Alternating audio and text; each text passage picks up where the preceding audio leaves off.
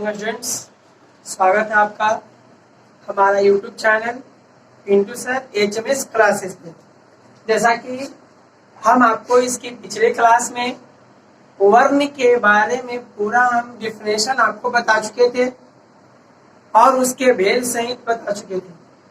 अब आइए हम आपको वर्ण से संबंधित वस्तुनिष्ठ प्रश्न चलेंगे।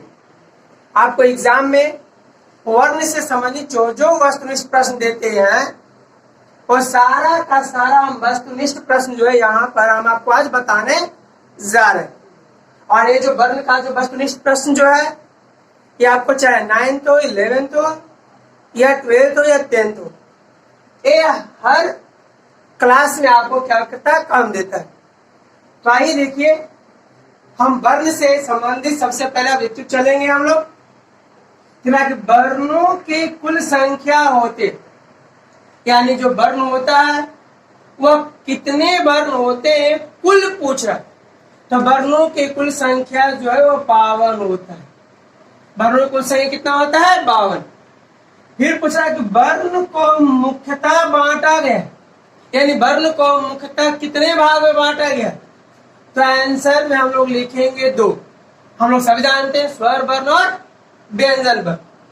फिर क्या, स्वर वर्ण मुख्यतः कितने होते हैं। तो हम लोग सभी जानते हैं कि स्वर वर्ण जो होता है मुख्यतः कितने होते हैं, 11 होता है। स्वर वर्ण मुख्यतः कितने होता है, 11। फिर व्यंजन वर्ण मुख्यतः कितने होते हैं। तो हम लोग सब जानते हैं कि व्यंजन वर्ण जो है मुख्यतः 33 होता है। फिर बोला कि स्वर वर्ण को मुख्यतः बांटा गया, यानी स्वर वर्ण को मुख्यतः कितने भाग में बांटा गया। तो हम बताए थे स्वर वर्ण को मुख्यतः 2 भाग में बांटा है, एक ह्रस्व स्वर और एक दीर्घ स्वर। फिर यहाँ बोला उच्चारण के अनुसार स्वर वर्ण को मुख्यतः बांटा गया, यानी जब हम लोग स्वर वर्ण का जब उच्चारण करते हैं तो उस उच्चारण के अनुसार स्वर वर्ण को कितने भाग में बांटा गया। तो उस उच्चारण के अनुसार स्वर वर्ण को 3 भाग में बांटा गया। पहला ह्रस्व, दूसरा दीर्घ और तीसरा प्लुत स्वर। फिर मात्रा के अनुसार स्वर वर्ण को बांटा गया, यानी मात्रा के स्वर वर्ण को कितने भाग में बांटा गया। तो हम बताए थे कि मात्रा के अनुसार स्वर वर्ण को जो है 3 भाग में बांटा गया। पहला एक मात्रिक, दूसरा द्विमात्रिक और तीसरा त्रिमात्रिक। फिर पूछा कि छंद शास्त्र के अनुसार स्वर वर्ण को कितने भाग में बांटा गया, यानी छंद शास्त्र के अनुसार स्वर वर्ण को कितने भाग में बांटा गया है। तो बोलेंगे आंसर 2। पहला है लघु स्वर और दूसरा है गुरु स्वर। फिर ह्रस्व स्वर वर्ण होते हैं, यानी ह्रस्व स्वर वर्ण मुख्यतः कितने होते हैं। तो आंसर बोलेंगे 4। और हर्षई, हर्षऊ और हरस्वरी, ये 4 जो है हर्षई, हर्षऊ और हरस्वरी, ये 4 जो है ह्रस्व स्वर वर्ण होते हैं। फिर पूछा कि दीर्घ स्वर वर्ण होते हैं, दीर्घ स्वर वर्ण मुख्यतः कितने होते हैं। तो दीर्घ स्वर वर्ण जो है मुख्यतः 7 होता है। मुख्यतः कितने होते हैं, 7। जैसे आ, दीर्घई, दीर्घऊ, ए, ओ, औ, ये क्या है, 7 जो है हमेशा दीर्घ स्वर होता है। फिर पूछा कि लघु स्वर वर्ण होते हैं, यानी लघु स्वर वर्ण मुख्यतः कितने होते हैं। तो आंसर बोलेंगे हम लोग 4। अ, हर्षई, हर्षऊ और री, ये 4 जो है लघु स्वर वर्ण होते हैं। फिर गुरु स्वर वर्ण होते हैं, तो गुरु स्वर वर्ण जो होता है 7 होता है।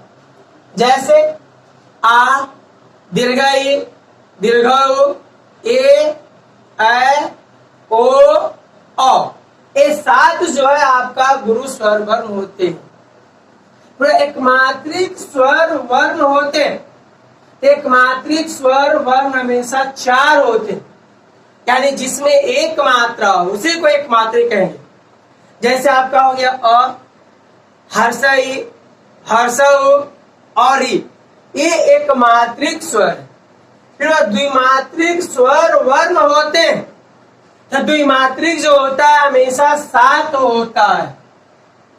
द्विमात्रिक का मतलब होता है कि जिसमें दो स्वर संयुक्त हो, दो स्वर से मिला हो, जैसे आ, दीर्घ ई, दीर्घ उ, ए, ओ, औ, ये द्विमात्रिक स्वर है। फिर कौन सा स्वर वर्ण हिंदी में अपवाद होता है? कौन सा स्वर वर्ण? तो हम बताए थे उच्चारण के स्वर वर्ण को तीन भाग में बांटा गया, हरा स्वर, दीर्घ स्वर, अपलुत स्वर। अपलुत स्वर बताए थे कि इसका प्रयोग हमेशा संस्कृत में होता है, हिंदी में किया जाता नहीं है, बल्कि हिंदी में क्या है, अपवाद है। तो हम लोग कौन सा स्वर मारेंगे? प्लुत स्वर। कौन सा? प्लुत स्वर। फिर पूछ रहा है कि प्लुत स्वर वर्ण का एक उदाहरण दे। तो प्लुत स्वर वर्ण का एक उदाहरण है आपका ओम। देखिए हमेशा जो ओम है, इस ओम का प्रयोग जो है संस्कृत के उच्चारण में हमेशा किया जाता है। तो क्या हिंदी में बात है कि नहीं है? क्योंकि इसका प्रयोग जनरली जो है हम लोग संस्कृत में करते हैं। फिर क्या स्पर्श व्यंजन वर्ण होते हैं? यानी स्पर्श व्यंजन वर्ण मुख्यतः कितने होते हैं? तो बोलेंगे 25। स्पर्श व्यंजन मुख्यतः कितने होते हैं? 25। कौन कौन? तो क से म तक, जिसमें आपको 5 वर्ग आता है, कवर, चवर, टवर, तवर और पवर। और बताए थे कि एक वर्ग में 5 वर्ण होता है। तो एक वर्ग में 5 गो, तो 5 वर्ग है तो 5 कितना हो गया? 25। फिर बोले उस व्यंजन वर्ण होते हैं, यानी उस व्यंजन मुख्यतः कितने होते हैं? तो हम लोग बोलेंगे 4। कौन कौन? तालाब सा, मूर्धन्य सा, दंत सा और ह। अंतः अस्त व्यंजन वर्ण होते हैं। तो अंतः अस्त व्यंजन वर्ण जो होता है 4। कौन कौन? तो य, र, ल, व, ये जो है अंतःस्थ व्यंजन है। क्योंकि व्यंजन वर्ण को मुख्यतः बांटा गया है। व्यंजन वर्ण को मुख्यतः कितने भाग में बांटा गया? तो आंसर बोलेंगे हम लोग 3। पहला स्पर्श व्यंजन, दूसरा उस व्यंजन और तीसरा अंतःस्थ व्यंजन। चलिए इतना उतार लीजिए आप।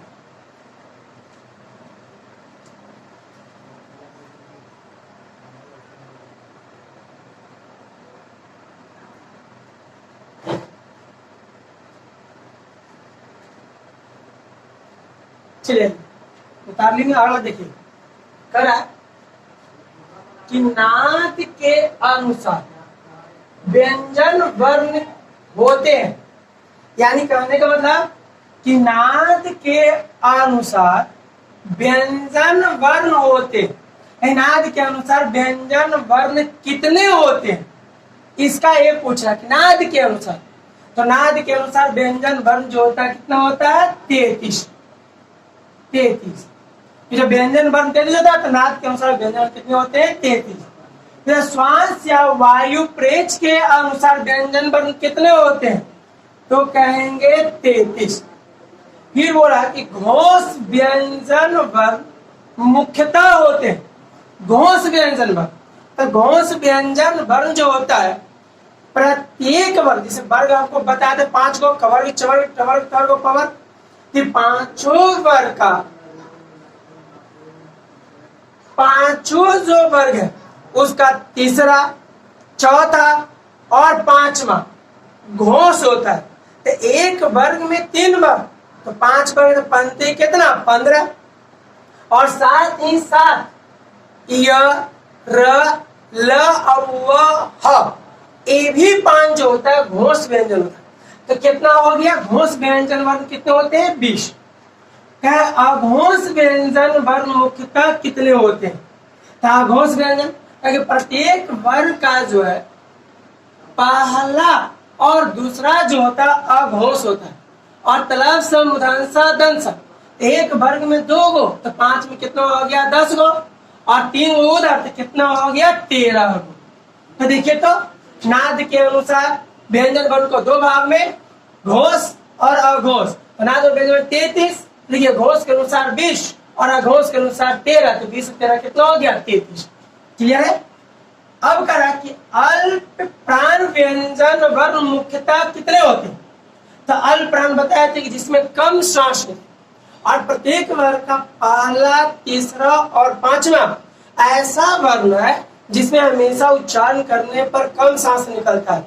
तो पहला, तीसरा, पांचवा, एक वर्ग में 3 गो, तो वर्ग हम बताए थे 5 गो, कवर्ग, चवर्ग, टवर्ग, त्वर्ग, पवर्ग, एक वर्ग में 3, तो 5 में कितना हो गया, 15, और साथ ही साथ य, र, ल, व, ये 4 जो होता है उसमें कम श्वास निकलता है जो अल्प प्राण होता है। तो 15 4 कितना हो गया, 19। फिर महाप्राण व्यंजन वर्ग मुख्यतः होते हैं।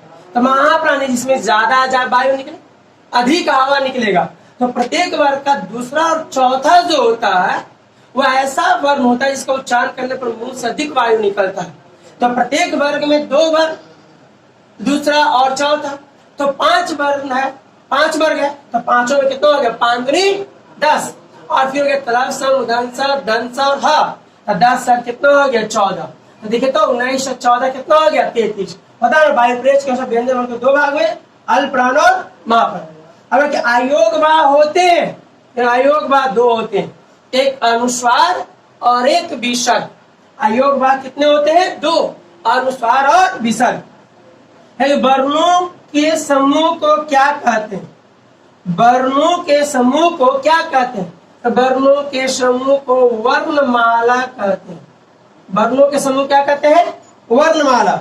संयुक्त व्यंजन वर्ण मुख्यतः कितने होते हैं, संयुक्त व्यंजन, संयुक्त का मतलब होता है जुड़ना, और व्यंजन का मतलब व्यंजन जो 2 व्यंजनों से जुड़ा हुआ, और ये 2 व्यंजनों से जुड़ा हुआ जो होता है छ, त्र, ज्ञ और स्र।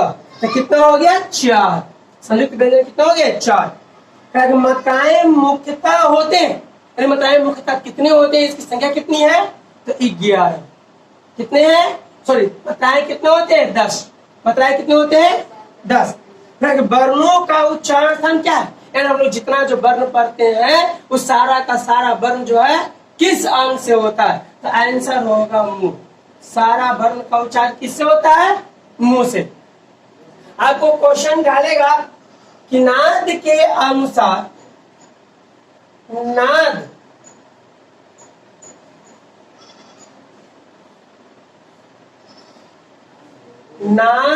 के अनुसार व्यंजन वर्ण को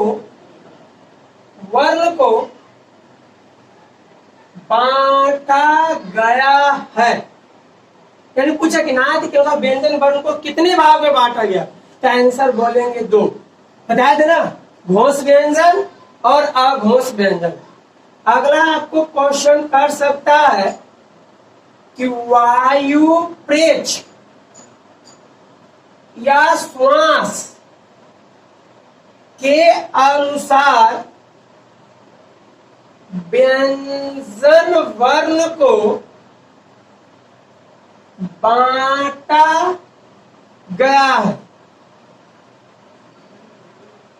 बांटा गया किसके अनुसार, श्वास और वायु प्रेच। तो श्वास और वायु प्रेच और व्यंजन वर्ण को 2 भाग में बांटा गया, पहला अल्प प्राण और दूसरा महाप्राण। ठीक है, तो इसी तरह के वीडियो के लिए बने रहिए हमारे YouTube channel Pintu sir HMS classes पर। और अगर वीडियो पसंद आए तो लाइक, शेयर और सब्सक्राइब करना ना भूलें, तो साथ ही साथ बेल आइकन बटन को दबाना ना भूलें, ताकि हमारे वीडियो जो है आपके पास हमेशा पहुंचता रहे। ठीक है, जय हिंद।